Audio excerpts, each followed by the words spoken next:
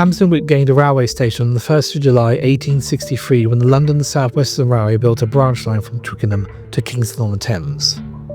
With the opening of the Tooting, Merton and Wimbledon Railway in 1868, the branch line was extended to Wimbledon in 1869, becoming the Kingston Loop, which it is still known by today.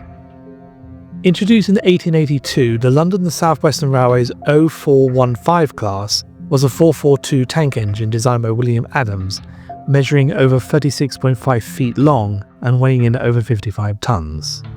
Known more commonly today as an Adams radial tank, these engines were designed for suburban work, like what was found on the Kingston Loop.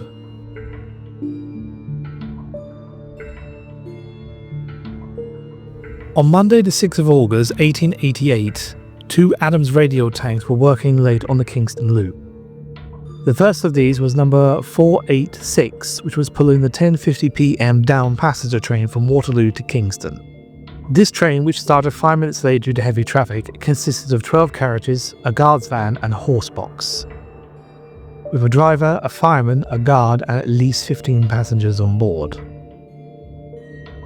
The second engine was number 484, which had arrived at Kingston at 11:42 p.m. with a train of empty stock from Twickenham. This train was shunted away, and on a normal day the engine would have retired for the night and gone to the engine shed. Kingston's signalman, Thomas Parsons, in anticipation of this, had set the points accordingly. Then the engine went through the crossover points 31, which took them from the up line onto the down line, which was reset behind them. But instead of going to the engine shed, 484 stopped outside the signal box. The engine's fireman told signalman Parsons that due to the heavy traffic caused by a bank holiday Monday, that the engine was required back at Twickenham to collect another train. Why the crew didn't walk over or shout over to the signal box while they were still on the up line is not explained. But the fact that they had both been on duty for nearly 10 hours at this point may have played a factor.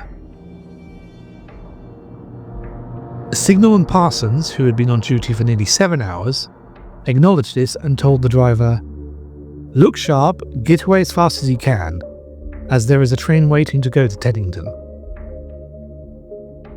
Upon this, the driver set off at once, leaving the signal camera at 11:55 p.m. and headed up the line. Unfortunately, in his haste to get the engine away, the signalman had forgotten to open crossover points 31, and number 484 had set off travelling up on the down line. Signalman Parsons didn't initially notice his mistake due to the darkness, but quickly realised when 484 was about halfway across the Thames Bridge. But due to the short distances between the two stations, he didn't have time to send off a warning to Hampton Wick's signal box. The crew of 484 had likewise not noticed that they were on the wrong line due to the darkness, until the light of Hampton Wick home signal reflected off the wet rails. At this point, 484 was travelling at about 33 miles an hour. The driver shut off steam and began to slow down. Then, as they were entering the eastern end of Hampton Wick station at 11:56 p.m, the driver of 484 spotted 486 with his passenger train entering the west end of the station on the same line, which was already slowing down as Hampton Wick was its penultimate station. Upon seeing each other, both engines braked hard but were too close to avoid collision. The two engines struck each other, with 484 embedding itself underneath 486 with considerable damage to both engines. The fireman of 486 was killed in the collision, and its driver died shortly afterwards.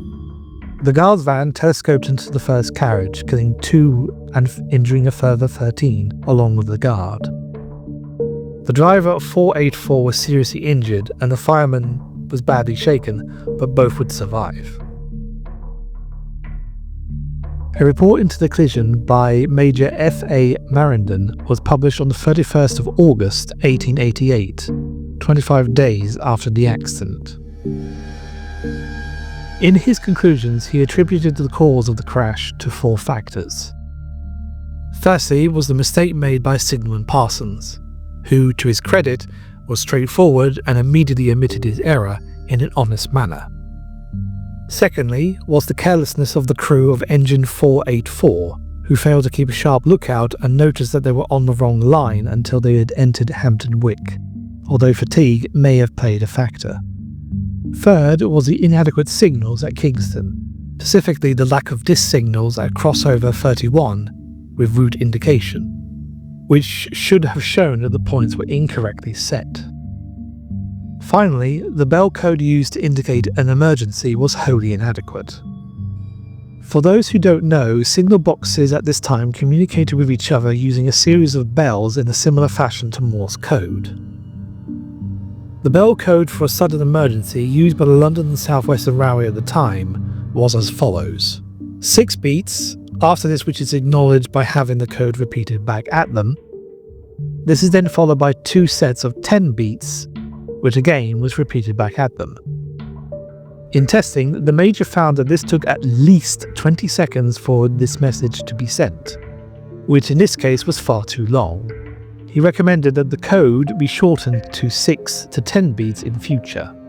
He ended his report with the following: "The evidence shows that the brake upon the passenger train was sharply applied by the driver before the collision took place. So in justice to the poor fellow who lost his life, it should be recorded that he was evidently keeping a good lookout." Both 484 and 486 were repaired and put back into service. 484 would run until 1922 before being withdrawn and scrapped, with 486 lasting until 1928 before it too was scrapped.